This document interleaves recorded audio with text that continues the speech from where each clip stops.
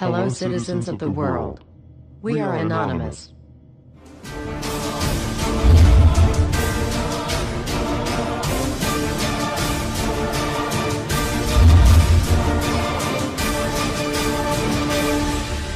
Guess what, world? We are back. Everywhere you look, corruption. We continue to fight pointless wars over lies, and we are killing innocents and letting our children die in wars just to ensure the Federal Reserve can continue their petrodollar scandal. We are sitting idly by while these crooks continue to loan fake money out to us at interest, stealing our homes, and enslaving our children. Let me make this extremely clear to all of you listening. Many corporations, especially the Federal Reserve, used the government to steal $17 trillion from your children. Your children did not have that money. They are now debt slaves. These people have stolen money from your children that are not even born yet, and sold their freedoms. They have enslaved you and many around the world. Wake up, world. And they did all of this by counterfeiting money and loaning it out at an interest. They have stolen hundreds of trillions from people around the world. Have you heard about Microsoft's Xbox manufacturers in China? They had to install suicide nets outside their buildings to ensure their employees don't jump out of the window to commit suicide. These are the conditions your children in the US will be working under when the debt is soon owed, and it will be owed. It is not a matter of if it will be owed, but it is just a matter of when. And it will happen as soon as the United States economy collapses, which will happen very, very soon. And if you think because you do not live in the United States this does not affect you, you are wrong. And you are next. The only way we can stop this is if we all unite together and fight it. People of the US are waking up to the Federal Reserve scandal. And the powers that be are currently afraid of retaliation. And that is precisely why they trying everything they can to disarm us. You know how the media has been saying gun violence has been out of control and at an all-time high. They are not simply twisting the truth here or exaggerating. They are absolutely bold-faced presenting lies to you. First off, realize, gun violence in the United States has always been shockingly low. And gun violence has dropped by 49% in the last 11 years. The already absurdly low gun violence in America has literally dropped in half. In half. The fact they are saying that it is at an all-time high perfect demonstrates how biased the government and the media is. If this doesn't prove to you that they have an agenda, then nothing will. Do you remember how the media keeps repeating that there has been 74 school shootings since Sandy Hook? Those 74 shootings were not even mass shootings like they claim. Most were suicides and none of them even took place at a school. Not a single one. They are presenting lies to you, America. When will you wake up? At some point you have to ask yourself, why would the government fake 74 mass school shootings involving children? If they get our guns, we will lose the fight against them. And they will take away absolutely all of your freedoms and you and your children will be forever slaves. And don't forget they purposefully put you and your children into that debt. And because the Federal Reserve is present in all countries, the other countries of the world are next soon after. This plan is called the New World Order. It is the same New World Order the Vice President of the United States called for on national TV a month ago. He said we need to strive for and complete the New World Order. This is also the same New World Order President George Bush and President Kennedy said is our country's lifetime goal. And the same New World Order George Bush said on national TV said will happen no matter what we do, and we cannot prevent it. This has all been a long-time plan. The Federal Reserve and their partners want complete control of humanity. We cannot let this happen. They want to rule over us, like kings and queens. And humanity will be forever lost to enslavement by a bunch of tyrants who have publicly admitted they want to kill off the majority of the population so the masses are easier to control. They are going to wipe your bloodline completely off of the earth. He'll tell you the order of things to happen. The enslavement will follow immediately after guns are taken away and you cannot fight back. If they cannot get the guns before the economic collapse, then they will wait until the economy collapses. When the economy collapses, people will be starving. There will be looters and shootings. The government will insist on taking guns away to help, and as soon as the guns are taken away, then we will fall into a complete dictatorship. Do not fall for it. Remember, They are the ones who caused the economic collapse to begin with. This is the same tactic used on Germans and it worked. So expect it. As soon as the economy collapsed and the masses were starving, the German government asked the people to give up their rights and they listened. And then eventually the government was throwing the naked masses into giant burning hot ovens for mass execution. Do not give up your rights. Do not give up your guns. Fight back, as they were the ones who caused the problem. Just so you know, the people who are behind this Federal Reserve scam and New World Order are the same ones who funded Hitler's campaign. Make no mistake, these people are as brutal as Hitler himself, even more brutal. In fact, now we are going to show you some. Assuming America grows some balls and we win, we will need an overall plan. We have come up with a perfect plan. This plan offers extraordinary possibilities. It will make for the most beautiful and free world you can ever imagine. If we are successful, we can leave a much better for our children. A beautiful world. Watch every minute of the rest of the video. Do not skip a single bit of it, as it is all important. If this one video gets out and can change the world, this is your opportunity to make a difference. Please share this video. What you want with it, get paid for the views. We don't care. Just get the message out there for the world to see. Now sit back and relax, enjoy the movie.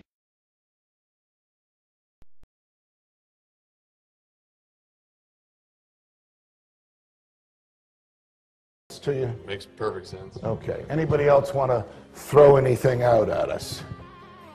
Sir? I think you're an anarchist and you don't know it yet.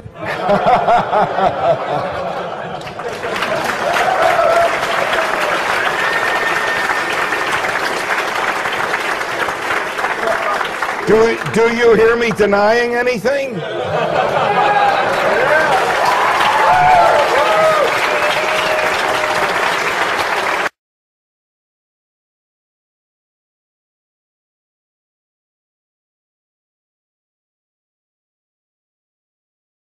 Many people, when they hear the word anarchy, think of chaos and mayhem. So they assume that an anarchist must be in favor of disorder and violence. That is the complete opposite of the truth. Most objections and complaints about the anarchist or voluntarist philosophy are not actually about the philosophy itself, but result from people misunderstanding what the philosophy is all about. To illustrate a few points, we will use the example of two fictional islands. Authoritania, where there is a ruling class or government, and anarchia, where there is no ruling class of any kind. We will use these islands to examine several common misconceptions about anarchism. Lots of people think anarchy means every man for himself, or survival of the fittest, or the absence of any social cooperation or organization. They think that anarchy means everyone has to be self-sufficient. This comes from the false assumption that some kind of government is necessary for any organization to occur.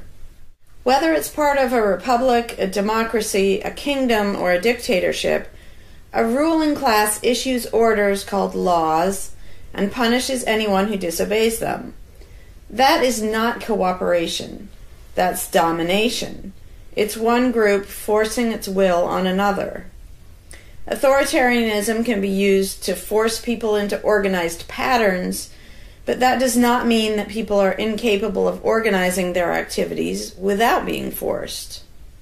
The most productive and useful examples of organization that we see today are anarchistic in nature. No one was forced to build the grocery store you go to. No one was forced to produce or sell anything in it. Everyone involved in the vastly complex operation of growing your food, transporting it, displaying it in the store, and selling it to you, everyone involved participates voluntarily, working in exchange for money. You and all the other store customers choose freely which store to go to and what to spend your money on. This purely voluntary arrangement allows for an amazingly complex degree of organized cooperation without anyone being coerced to participate. In contrast, under government, a very small group of people comes up with an idea and forces everyone else to participate in it and provide for its funding with tax dollars. In the authoritarian version of a supermarket, the ruling class would tell people what to produce and how much, what prices to charge, and they would tell customers what they must buy and what they must pay. Anyone who did not comply with the centralized master plan would be punished in some way. That is how government does things. Which one of these would you prefer? Another common but incorrect assumption is that if there were no ruling class or no government, people would have no way of defending themselves against common criminals or foreign invaders. Again, this is simply not true. The government version of protection is inherently hypocritical. Governments will use their hired law enforcers to find and lock up some of the private thugs and thieves and prevent them from preying on people. But every ruling class gets the money for its operations by way of taxation, demanding money from its subjects and punishing those who don't pay up. Oddly, every ruling class insists that it needs to be able to forcibly control and extort money from people in this way in order to protect them from private criminals who might try to forcibly control and extort them. In contrast, if there is no government, people do not lose their inherent right to defend themselves from violence or to defend what they have from those who would take it. Every person has this right, and they also have the right to organize and cooperate with each other to exercise that right. Organizing for mutual defense does not require any government-granted laws or authority. No one wants to be attacked or defrauded, and everyone wants to feel safe.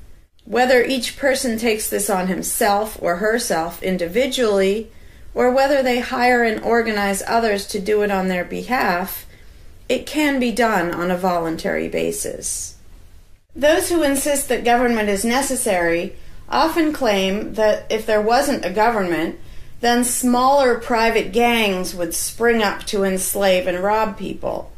Organized crime gangs exist along with government, and most people do not understand the dynamics between them and how government enriches and empowers organized crime while appearing to fight it. Black markets enrich organized crime, and money allows them to buy government protection. There's no reason to think they would do as well in an environment of freedom where they would have fewer ways to make money and would be up against both individual and organized armed citizens. A criminal gang that's recognized as such has far less power than a gang whose aggression is perceived to be legitimate and proper. And that's the gang we call government. When thuggery is called law enforcement, and thievery is called taxation, and self-defense is called crime and terrorism, then even the widespread ownership of firearms can't do much to stop the aggression. Imagine a private gang trying to do the things that government does without the aura of authority, and imagine how a well-armed population would respond to this. The gang would fail quickly and dramatically. Another concern that people have when they first consider the idea of a stateless society is that some people are truly malicious, destructive, and sociopathic.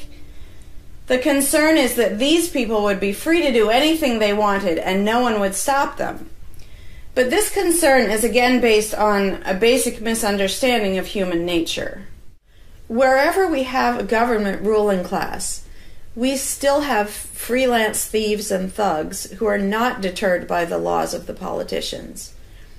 In some instances, they're stopped by force by the police, or they decide not to commit a crime for fear of what the police might do to them. What makes this deterrence work is not the legislation or the official badges, but the simple threat of harm to the sociopath. It really makes no difference whether the threat comes from the police, or another citizen, or even another criminal. A sociopath doesn't care about laws or social rules.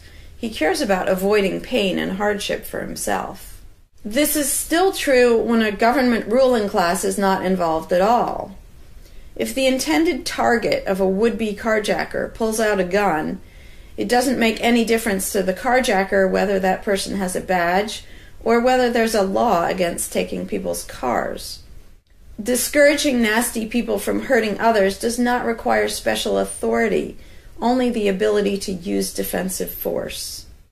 Ironically, though people hope that government will protect them, having a government, a gang which is believed to have the right to tax and control people, just creates one gang so big and powerful that normal people can't resist it. In short, to create a huge gang and then give it societal permission to control and extort people with the hope that this gang will prevent theft and thuggery is simply a self-contradictory idea, but that's what government always is. Some people might assume that if people organize for mutual protection and defense, then that's what government is. But there's an essential difference. People coming together to do something that everyone has the right to do, such as defend yourself, doesn't require any special authority. It's not government unless one group of people claims the right to do things which others do not have the right to do, such as taxing and controlling innocent people. Organized defense can be very effective without supposing the special right to rule over others. In other words, without being government. In contrast, governments rob the people they rule of far more wealth than private crooks could ever manage, making the idea of a protector government ridiculous. Another common objection to the idea of a stateless society is the notion that, if not for a group of lawmakers telling the rest of us how to behave, we would all behave like stupid, irresponsible, violent animals. This claim implies one of two things. Either we normal people have no idea what is right and wrong unless and until politicians tell us, or the only reason we want to do the right thing and coexist peacefully is because politicians told us to. A quick examination of your own motivations will show you that neither of those things is actually true.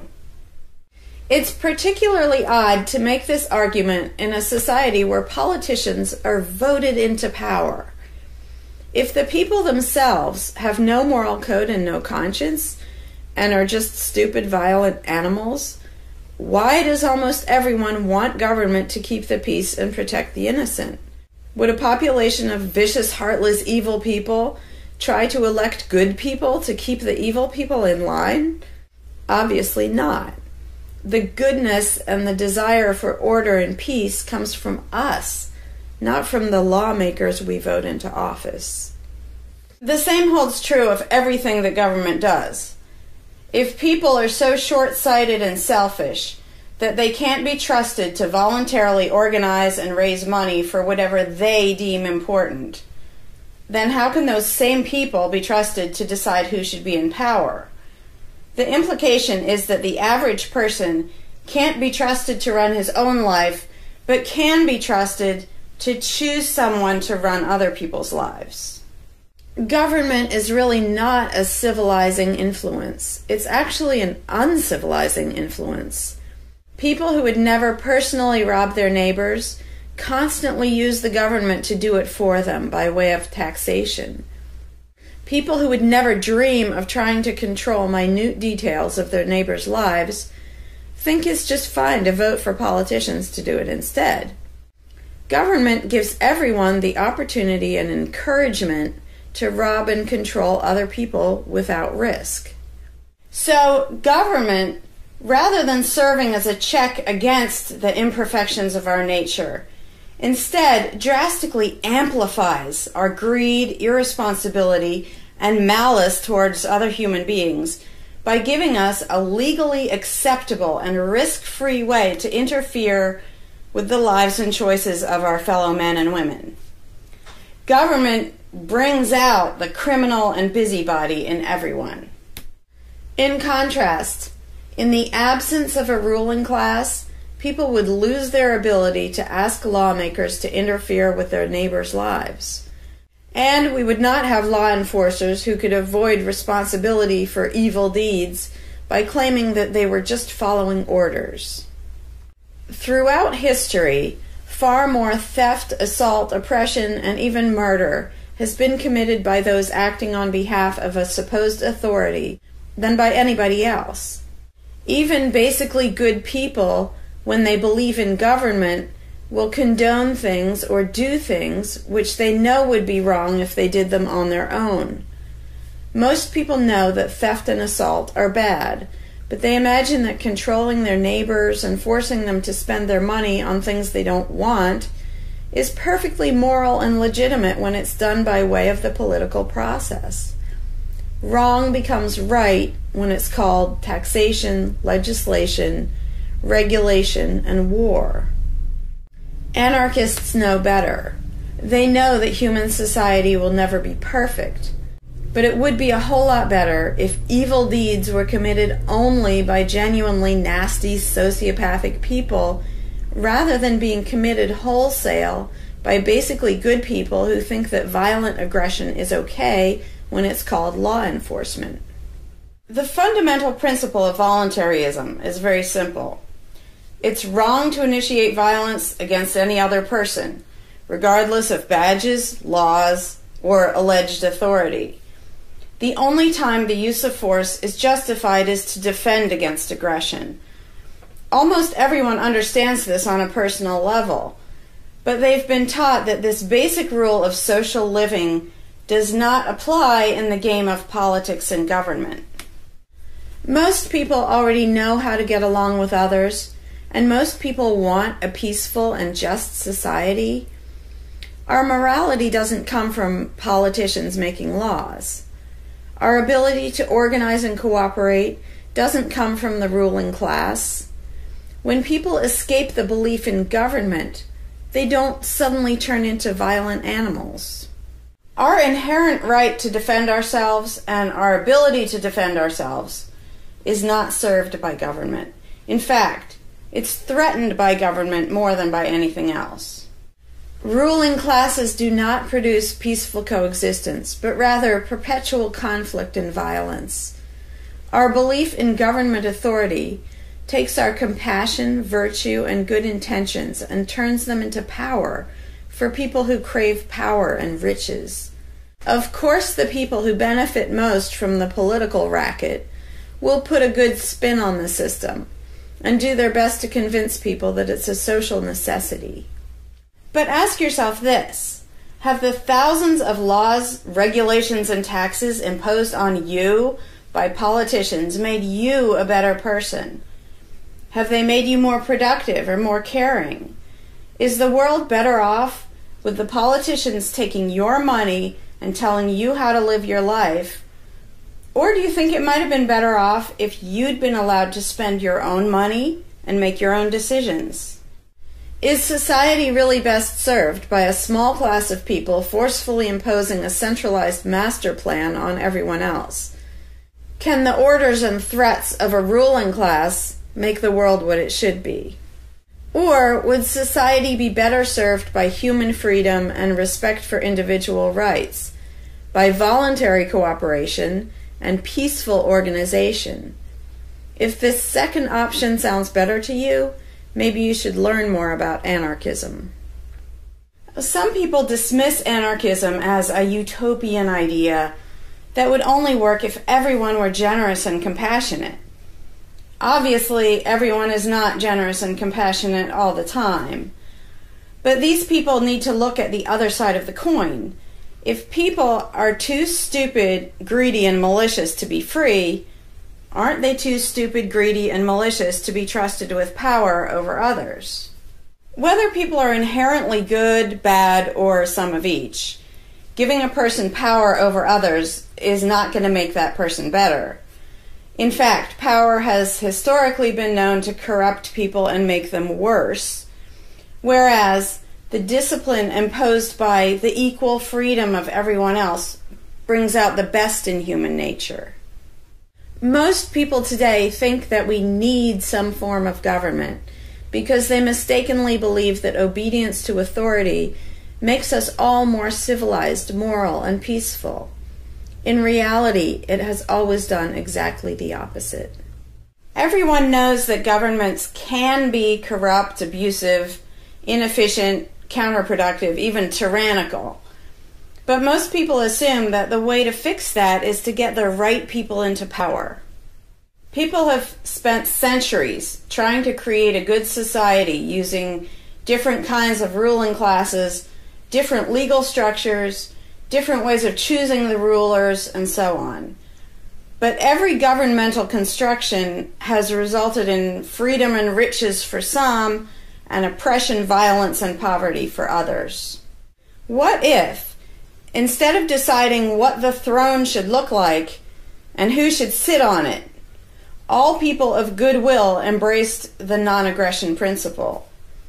What if, instead of looking to a ruling class to impose our values on society, we embraced the concept of self-ownership? These principles are simple and easy, to the point of being self-evident, but they're diametrically opposed to the authoritarian principles that most of us have been indoctrinated with. Anarchism does not mean chaos and violence, or every man for himself. Having no government does not mean having no morality, no organization, and no cooperation. Simply put, anarchism does mean that no one is your master and no one is your slave. And that's all it means. Howdy, Larkin Rose here. I'm feeling slightly less than entirely patient and polite today, so if this video gets slightly caustic, too bad.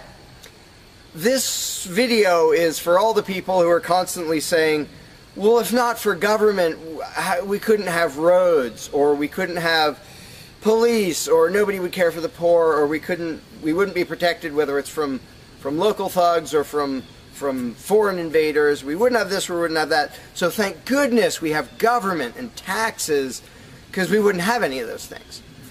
And the first way I'd respond to that is by pointing out the assumptions that underlie that complaint, that argument. Basically what people are saying, because let's be clear about what the terms mean, government is the people who boss everybody else around. And taxes are those people demanding money from us. So they basically tell us, hand over a whole bunch of money and we'll decide how to take care of you. We'll decide how to spend your money. If we don't like it, too bad, we don't really have a choice. Like, well, you can vote in a few years and maybe something will change, even though it totally won't. So that's what people are saying. Basically, if we didn't have a ruling class stealing our money and then supposedly spending it to protect us, how could we possibly have roads or anybody to protect us? The implication is that in this country, for example, 300 million people would just sit around thinking, oh, we can't do it.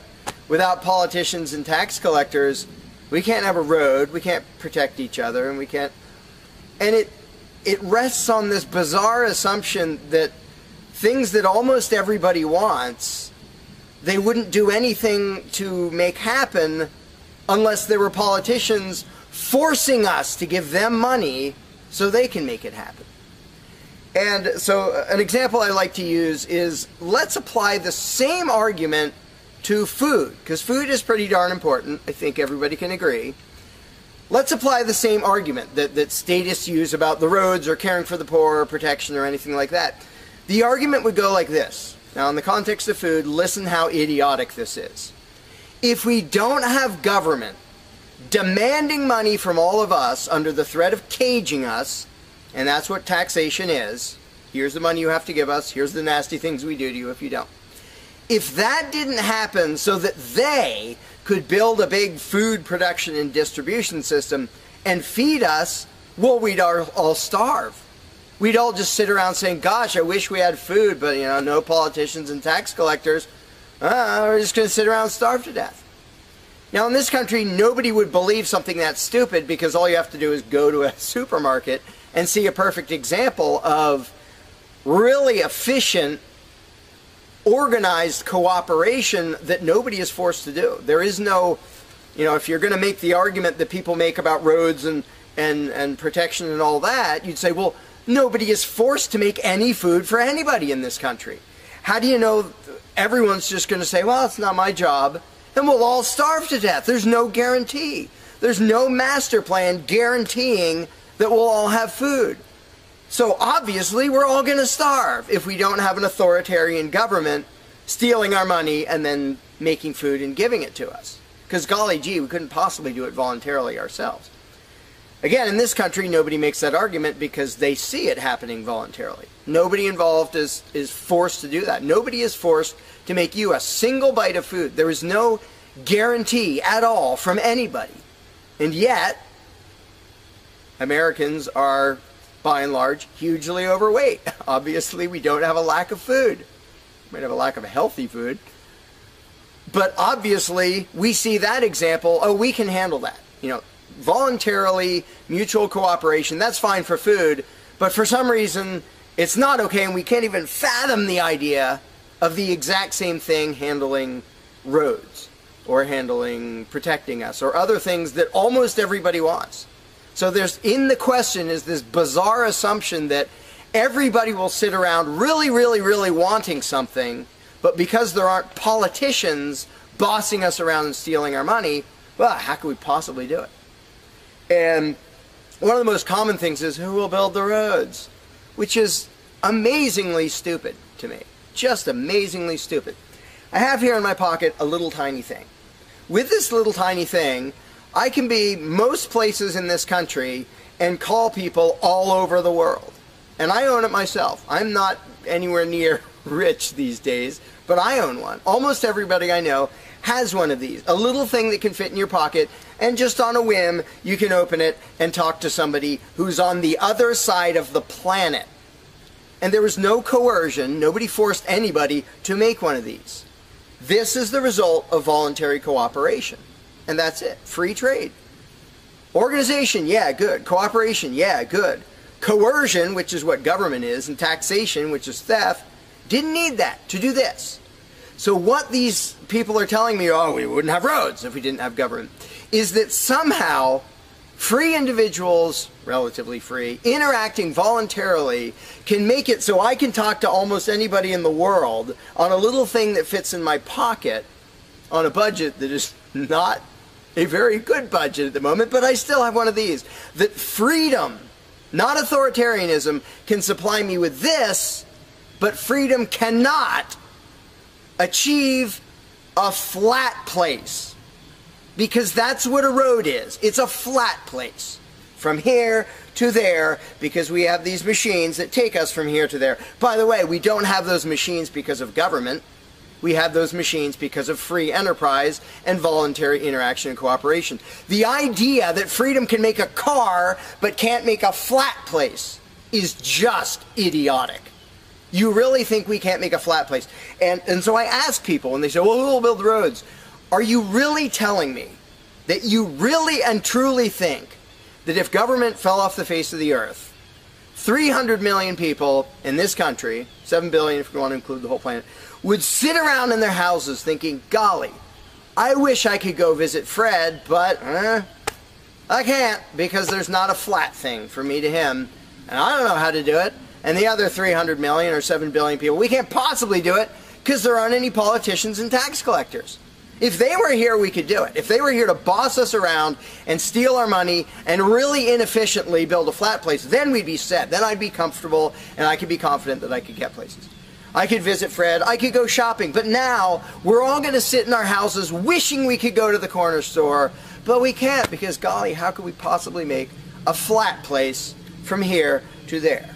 We can make these, where you can talk to anybody in the world. We can make machines that you drive around in, but no, we couldn't possibly make a flat place.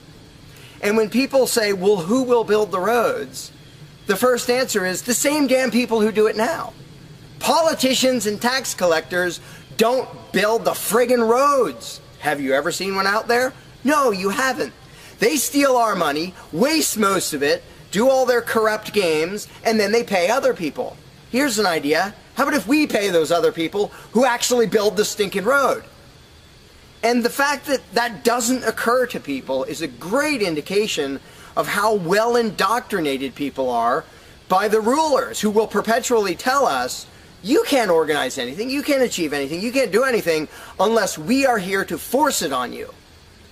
And it's, again, there are a zillion examples, whether it's caring for the poor or protection or roads, obviously. where most of the population will say, I'm really concerned that poor people won't be taken care of, which means most of the population wants people in need to be taken care of. And if we didn't have politicians stealing our money, how would it happen? Here's an idea. Take some money out of your pocket and give it to one of the people that you think needs help. Why would you not comprehend that, but you would comprehend some guy 1,000 miles away passing a law to send an armed thug to take your money, to waste 90% of it, and then give a little bit to somebody who may just be defrauding the system or may actually need it? And the amount of indoctrination required to make people even ask these questions of how could we possibly do this without government? What do you think government adds to the equation? It doesn't add any resources. It doesn't create anything. Everything it gives away, it steals from us first, by way of taxation. It doesn't add any skills. It doesn't add any knowledge. The people who are here would still be here if the institution of government fell over. We have all the know-how, we have all the resources, all the technology. The only thing it adds is one group that's imagined to have the right to violently assault and control and extort everybody else. So what the question really means is, how could we have a road, or how could I help that poor, or how could that poor person be helped, or how would anybody protect us if there wasn't a gang of thugs with permission to violently control and rob us? And when you recognize that that is literally what the question means, you already see how utterly idiotic it is. And it's completely the result of authoritarian statist indoctrination. Nobody would come up with that on their own. And you obviously don't see that with the example of food or cars or cell phones or anything else. Nobody says, we won't be able to talk to each other unless there's a gang of thugs that's allowed to boss us around and steal our money. And just economically, how stupid you have to be to think that's a good idea. Here are your choices. Let's do this. I'll give you these two choices for how you will be fed from now on. Either you can go spend your own money wherever you want. You can go to the supermarket or the local this or the local grocery, whatever you want. You can go decide what you want, and they'll tell you the price. You decide what you're going to buy and how much. And you can go to different places and you can shop around and you can do all that. That's option number one. But let me warn you, option number one does not give any guarantee that you will be fed. There's no master plan forcing people to feed you. So, oh my gosh, you better be really scared of that option, despite the fact that you can do it day after day and it works really darn well and feeds pretty much not only this country, but with a massive surplus. So that's option number one that apparently statists are scared of. Option number two is politicians will take as much money of yours as they decide to take. Then they will decide what, if anything, they will buy with that money in terms of food to give to you, to feed you. Do you really think that will serve you better, that that will feed you better? Yeah, I'm much more comfortable that I'll have I'll be fed, I'll be secure, everything will be okay if a gang of thugs who doesn't really care about me steals my money and then decides what, if anything, to give me back from what they stole. But that is implied in the question, whatever you put in the blank. How are we going to have blank if not for government? What you're saying is, how can we, the people who really want roads and food and cell phones and protection and all the things that almost everybody wants, how can we possibly have that unless we give someone permission to steal our money and boss us around and then decide what they're going to give us? And the same thing applies no matter what you put in the blank. How will we possibly do blank without government? One of the silly ones is caring for the poor. How will we care for the poor? Think of what that means. Like people, when more than half the country votes for a party to take care of the poor, it's more than half of the country saying, we're really concerned and we want to make sure that the less fortunate are taken care of, but we don't believe that normal people acting in freedom will take care of them. Well, if the people didn't care about the poor, they wouldn't win the election. By definition, if you vote for a welfare state, you're an idiot. Because either people are heartless bastards and you're going to lose, or people are compassionate and giving and you don't need to win. Just give them your stinking money. But people play the game, and that's the Democratic Party lives off of the idiotic notion that you're all so heartless that you should vote for us to steal your money to give to the poor. And half the country falls for it. Yeah, we're all so heartless that we voted you into office for the specific purpose of taking our money to help the less fortunate. That's just freaking brilliant. How about if half the country just gave their stinking money to the less fortunate? And then the less fortunate would all be rich, because it would be 1 trillion times more efficient than the government version of welfare ever is. Also, it would be actual charity instead of mass theft and corruption and fraud and all that fun stuff. But what takes the cake, the ultimately insane thing, whatever you put in that gap, how can we have blank without a parasitic ruling class and a bunch of hired thieves? It's just a stupid question, but it's extra super stupid when what's in the blank is, how will we be protected? Who will protect us from thieves and robbers if we don't have government? It's the most idiotic question. It's also the most frequent question from statists. So here's what the question literally means. If we don't give a certain gang of people permission to violently control us and take our money under threat of putting us in a cage, who will protect us from people who might commit aggression against us and take our money? Wanting government for that is exactly as brilliant as saying, we have to have a carjacker in our town, otherwise somebody might steal our cars. Government is an appointed thief. If you don't think taxation is theft, first of all, you're a really well-trained slave. Second of all, try not paying. See what happens. See if they say, oh, it's quite all right. Or if they say, no, you're going to pay, or we're going to take your stuff, or eventually we'll put you in a cage. And when people say, that's not theft, because we get something back. Learn to think. And I use this example all the time, and all I ever get is stupid looks from statists in response. If I robbed you at gunpoint of $100, and the next day I gave you a sandwich, and you said, what? I said, hey, now everything's fine, because you benefited. I gave you a service. I gave you lunch, so that retroactively makes it okay that I robbed you at gunpoint. Would you buy that argument? No, you'd say, that doesn't make it okay. I don't care you gave me a sandwich. And yet every statist makes the exact same argument when it comes to government. Well, we get some stuff for it after they demand our money under threat of violence and putting us in a cage. Then we get services or goods. And we don't get what we asked for, and we get lots of things we didn't ask for. But we kind of get something, and that retroactively makes it okay for them to say, give us this much of every paycheck you make, or we're sending men with guns to take your property. And the slaves justify their own enslavement. I'm proud to pay my taxes.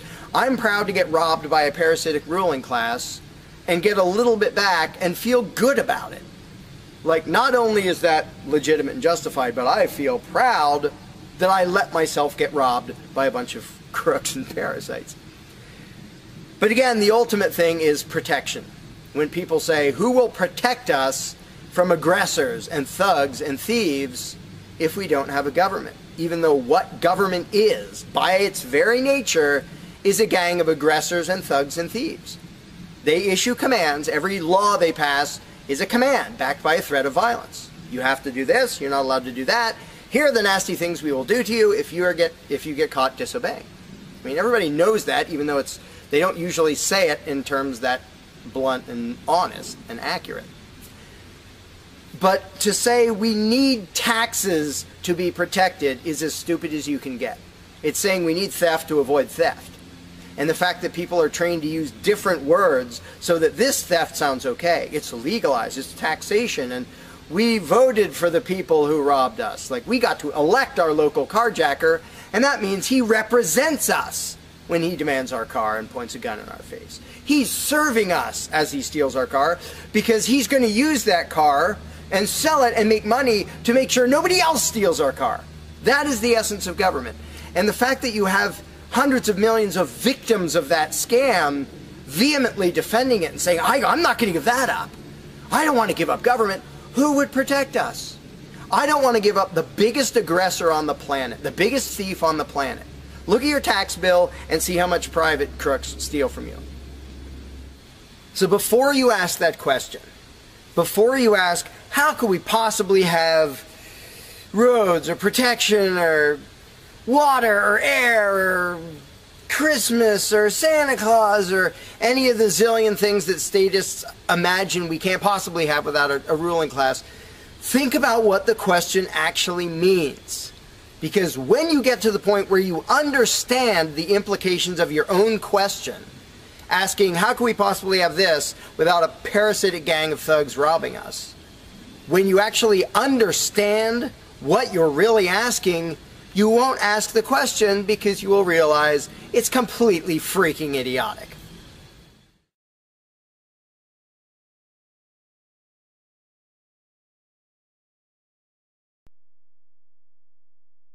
Hey, Larkin Rose here. One of the first things that people are concerned about when they start thinking about a society without a ruling class is, well, what happens to the nasty people?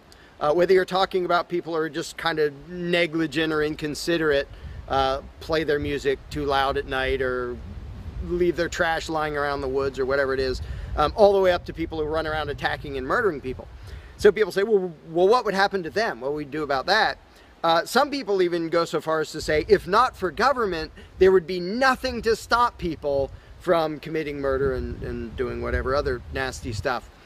And it's funny because when somebody says that, there would be no consequences, they could do whatever they wanted and nobody would stop them, the person saying that is implying that he isn't going to do anything.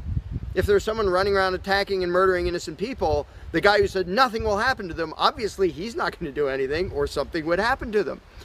But not only is he demonstrating his own cowardice when he said there would be nothing to stop murderers, he's also projecting his own immaturity and irresponsibility onto the rest of the world, because he's also saying the other 7 billion people wouldn't do anything about it, which obviously isn't true.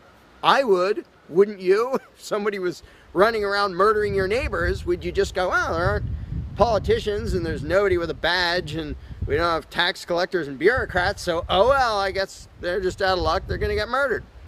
And would you not even protect yourself if there wasn't government? Obviously, lots and lots of people, all the sane people, would do whatever they could to protect themselves and defend the innocent. So to say nothing would happen is just really bizarre. And it comes from having a mentality basically of a little kid in a classroom, where the teacher walks out of the room and the kids are just sitting there. We don't know what to do. No authority's telling us what to do. And Johnny's throwing things at me. And there's no teacher to stop him. Ah! Because most people, having been trained into authoritarian mentality, it never occurs to them that they are the ones who should fix anything, who should stop anything. And so when people say, well, what would be done about this and that and the other thing, nasty people doing nasty things, the first thing I ask is, well, what would you do about it? Because people are so into the mentality that there has to be some master plan and some authority who writes down the law of here is what will be done with those people, that people don't think in terms of, well, what would I do about it? Which is why I always ask people, well, what would you do about it? You're a person just as much as me and just as much as the other 7 billion.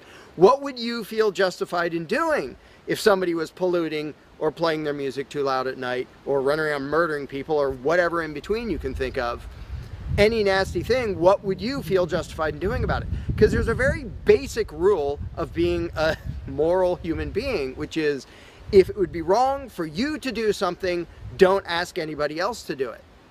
And the rule is so simple, so self-evident and obvious that most people will go, well, duh, of course. Trouble is, nobody in the world who believes in government abides by that rule. Nobody. I don't care if you're a constitutionalist, Democrat, Republican, fascist, communist, anything, any kind of statist. There is nobody who believes in government who abides by the most basic rule of morality, which is if it's wrong for you to do something, don't ask somebody else to do it. Because every single candidate, every party, every government always does things that the voters know they themselves have no right to do. And to say something like, well, I'm voting for the guy who's going to tax you less. Well, do you have the right to rob me a little bit less than the other guy? No, you don't.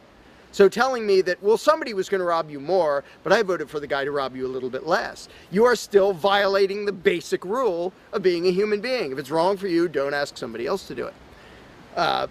Well, that's kind of the second basic rule, the first one being the non-aggression principle. And they actually go together quite well.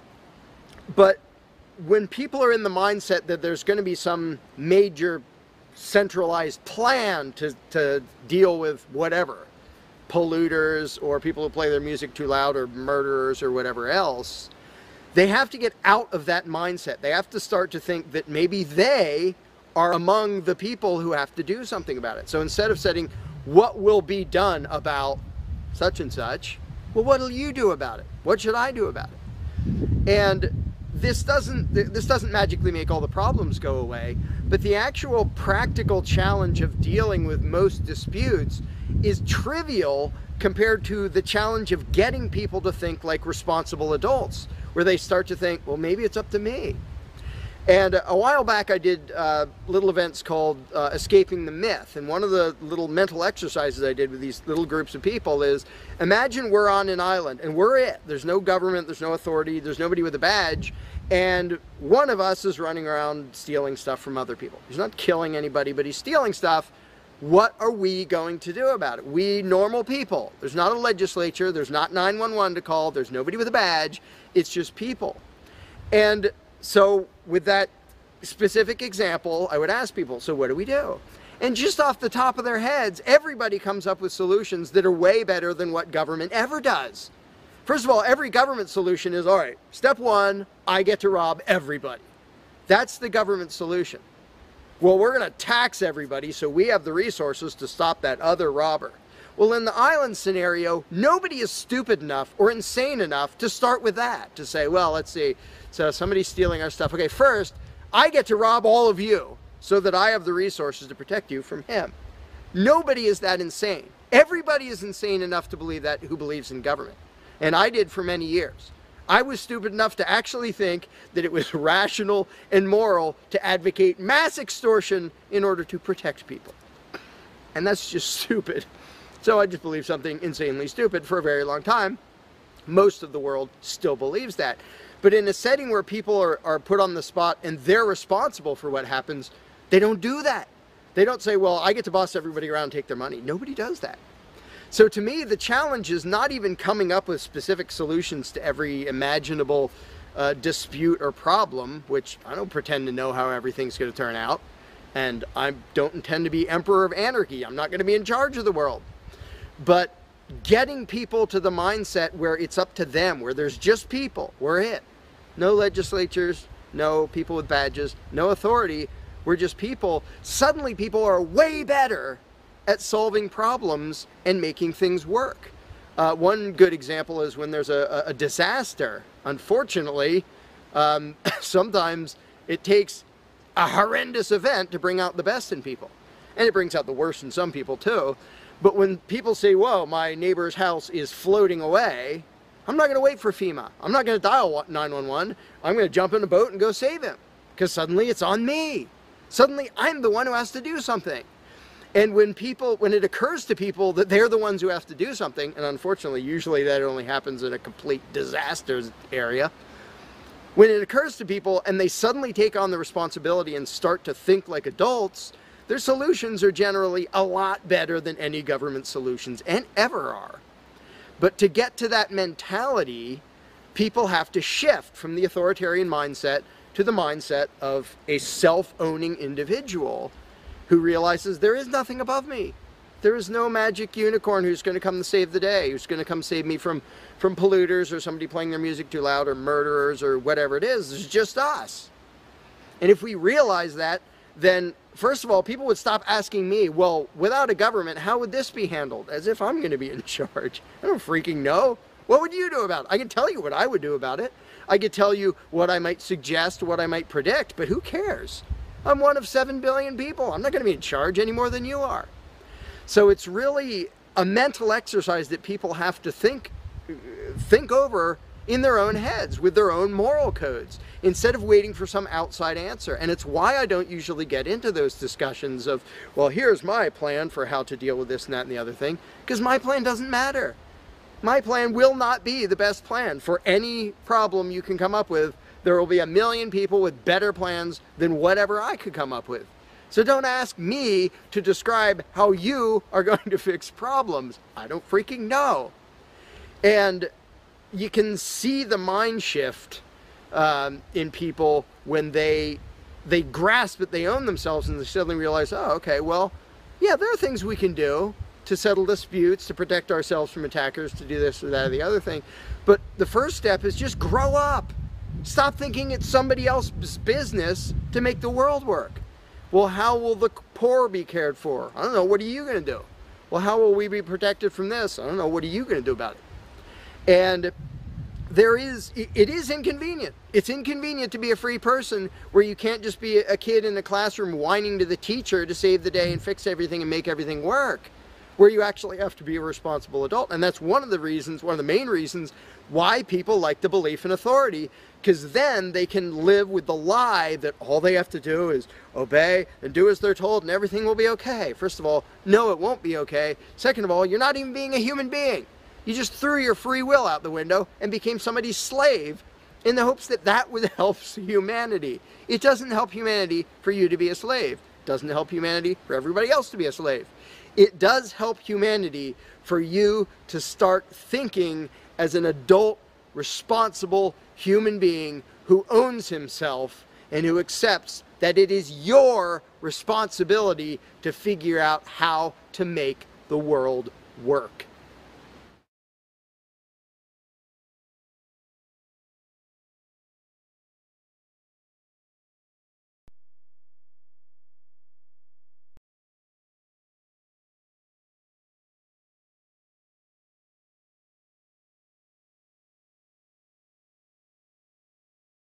You cannot begin to imagine in how many ways the world is the opposite of what you have been taught to believe.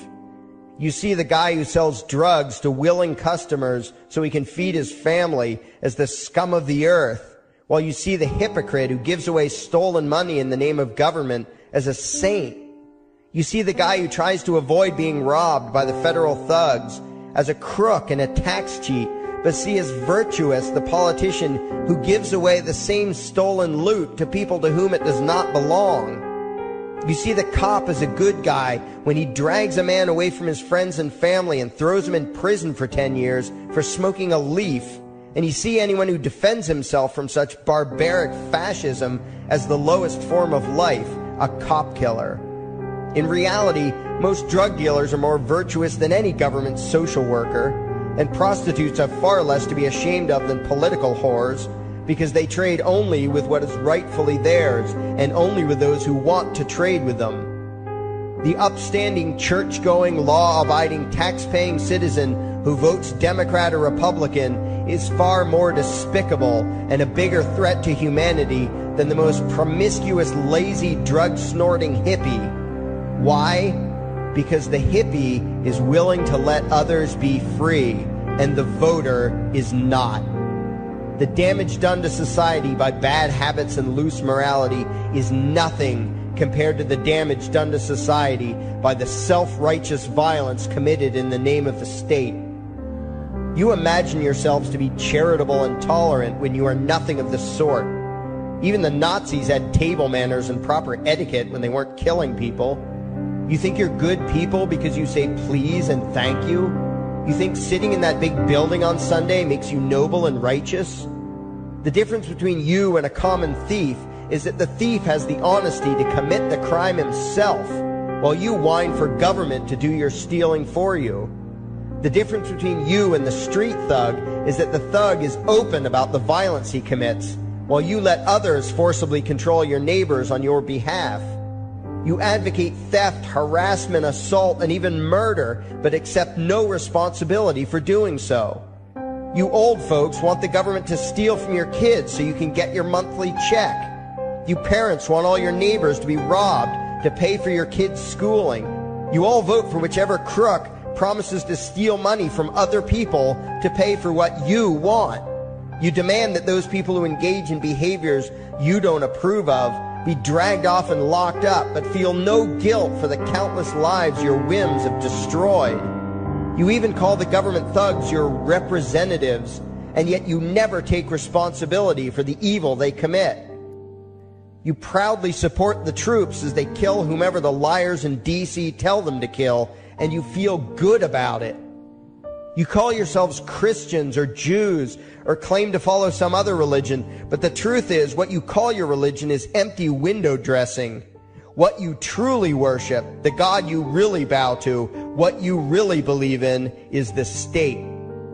Thou shalt not steal, thou shalt not murder, unless you can do it by way of government. Then it's just fine, isn't it? If you call it taxation and war, it stops being a sin, right? After all, it was only your God that said you shouldn't steal and murder, but the state said it was okay. It's pretty obvious which one outranks the other in your minds. Despite all the churches, synagogues, and mosques we see around us, this nation has one God and only one God, and that God is called government. Jesus taught nonviolence and told you to love your neighbor, but the state encourages you to vote for people who will use the violence of government to butt into every aspect of everyone else's life. Which do you believe? To those about to stone a woman who had committed adultery, Jesus said, "Let him who is without sin cast the first stone." But the state says it's perfectly fine to lock someone up if they do something you find distasteful, such as prostitution. Which do you believe?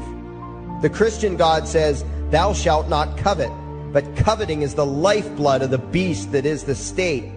You are taught to resent, despise, and hate anyone who has anything you don't have. You clamor for the state to tear other people down, steal their property, and give it to you. And you call that fairness. The Bible calls it coveting and stealing. You are not Christians. You are not Jews. You are not Muslims. And you certainly aren't atheists. You all have the same God, and its name is government. You're all members of the most evil, insane, destructive cult in history. If there ever was a devil, the state is it, and you worship it with all your heart and soul. You pray to it to solve every problem, to satisfy all your needs, to smite your enemies, and to shower its blessings upon you. You worship what Nietzsche called the coldest of all cold monsters, and you hate those of us who don't.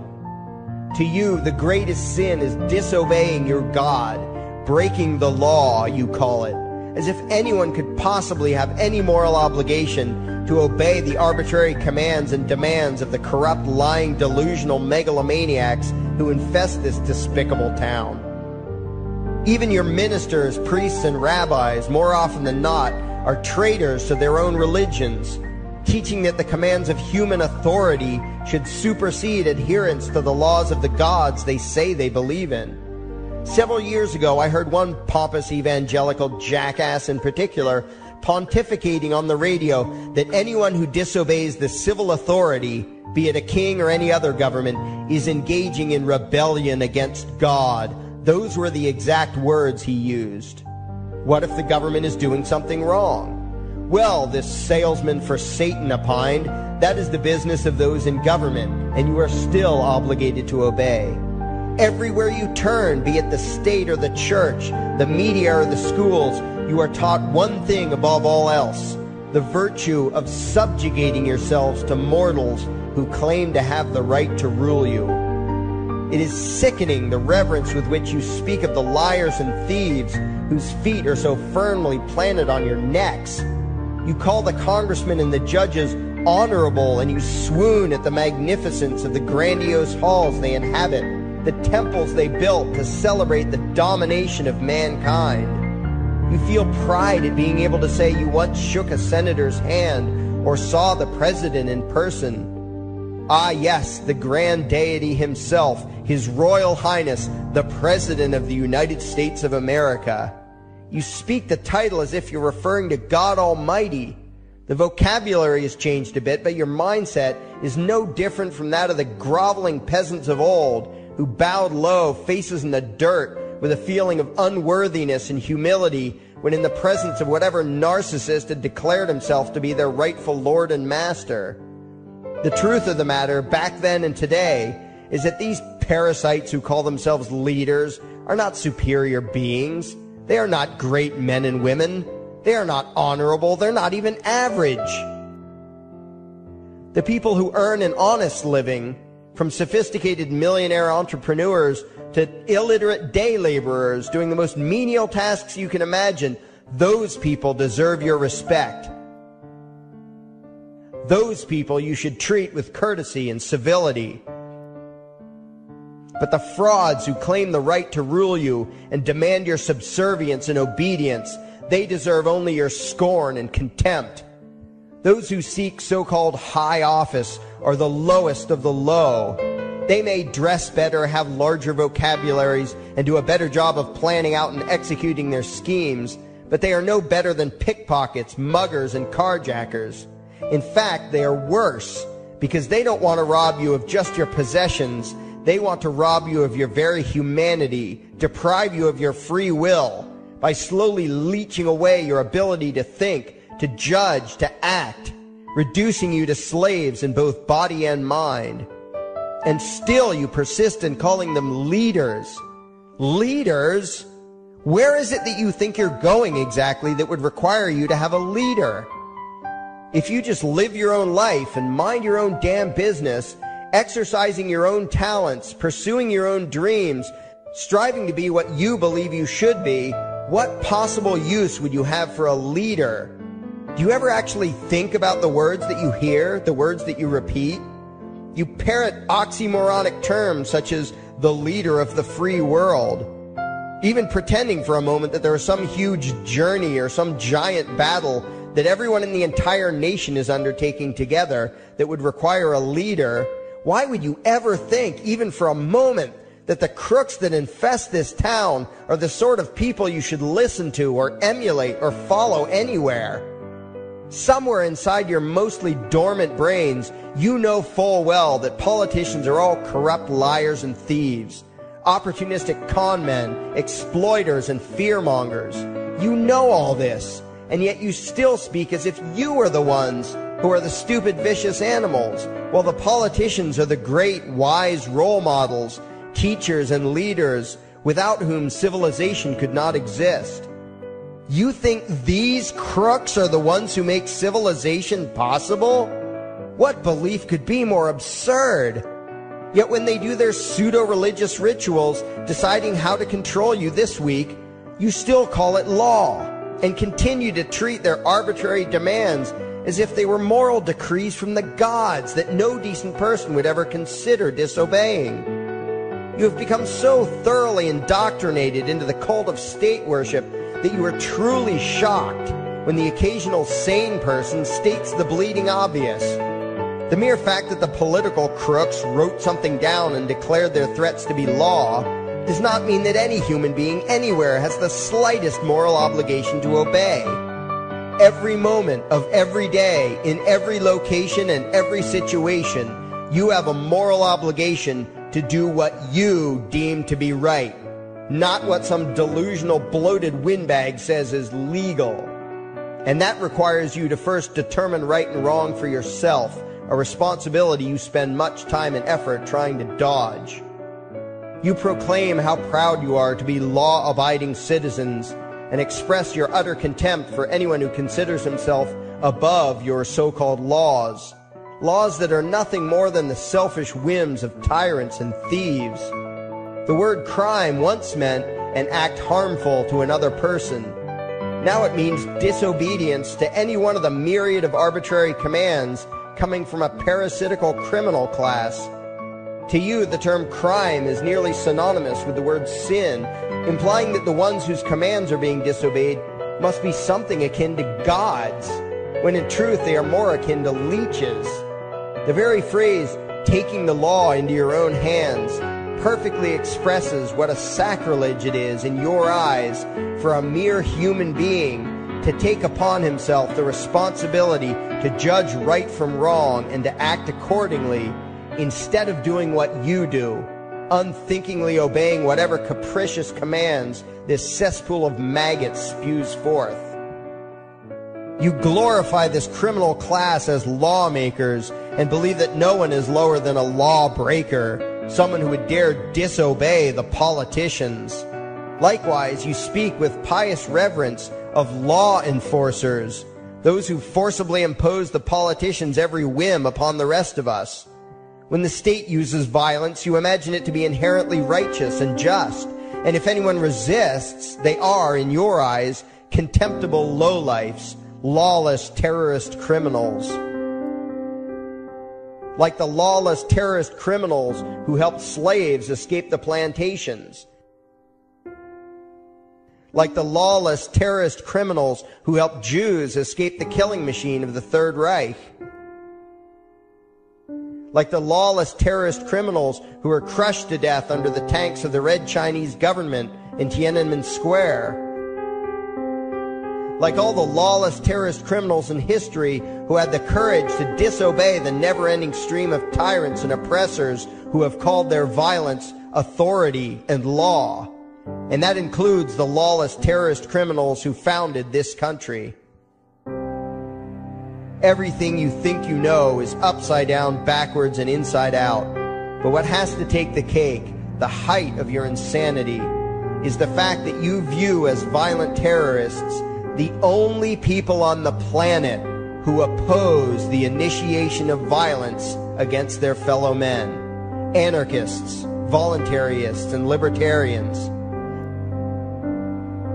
We use violence only to defend ourselves against someone who initiates violence against us. We use it for nothing else. Meanwhile, your belief system is completely schizophrenic and self-contradictory. On the one hand, you teach the young slaves that violence is never the answer. Yet out of the other side of your mouths, you advocate that everyone and everything, everywhere and at all times be controlled, monitored, taxed, and regulated through the force of government. In short, you are teaching your children that the masters may use violence whenever they please, but the slave should never resist. You indoctrinate your children into a life of unthinking, helpless subservience. You are putting the chains around their little necks and fastening the locks tight. And worst of all, you feel good about it.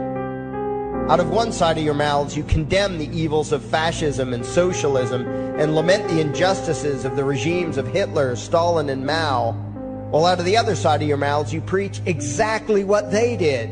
The worship of the collective, the subjugation of every individual to that evil insanity that wears the deceptive label, the common good.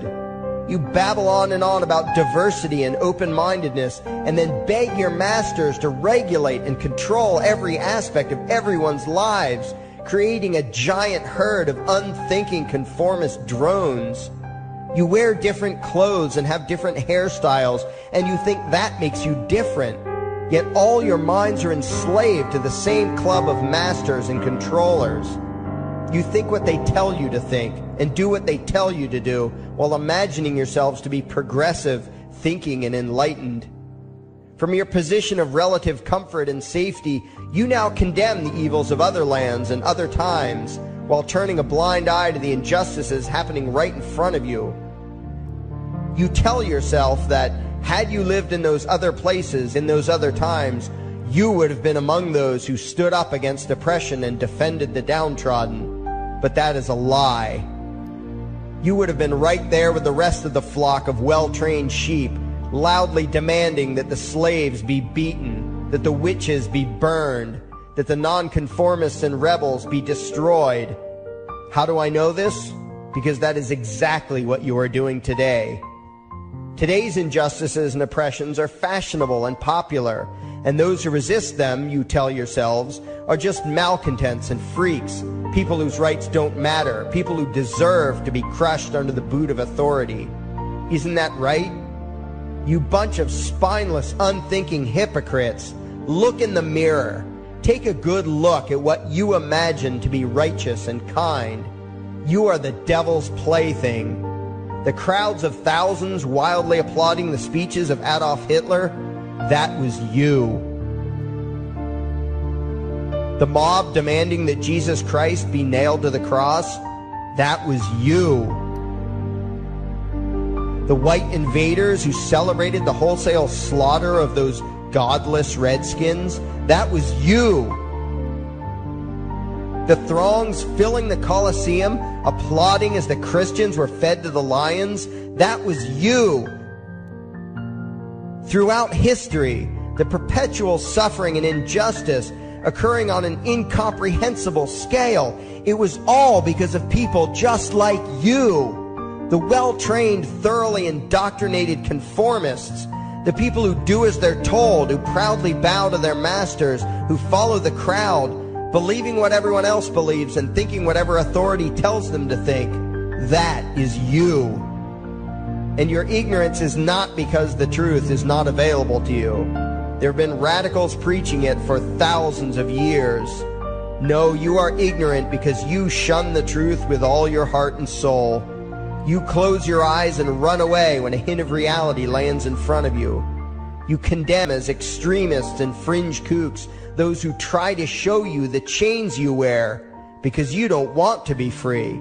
You don't even want to be human. Responsibility and reality scare the hell out of you, so you cling tightly to your own enslavement and lash out at any who seek to free you from it. When someone opens the door to your cage, you cower back in the corner and yell, "Close it, close it." Well, some of us are finished with trying to save you.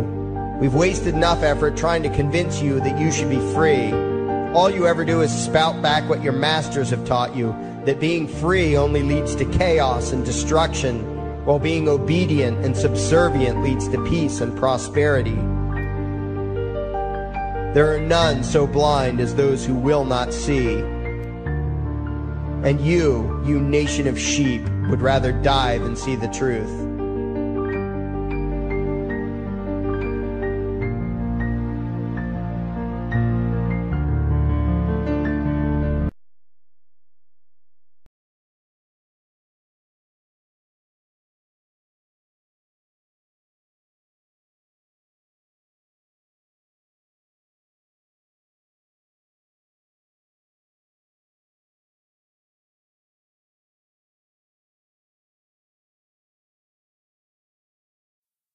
There is something I need you to do. Favorite, like and share this video.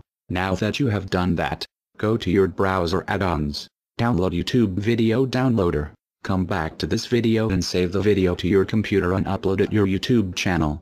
Use a different title than the one used for this video.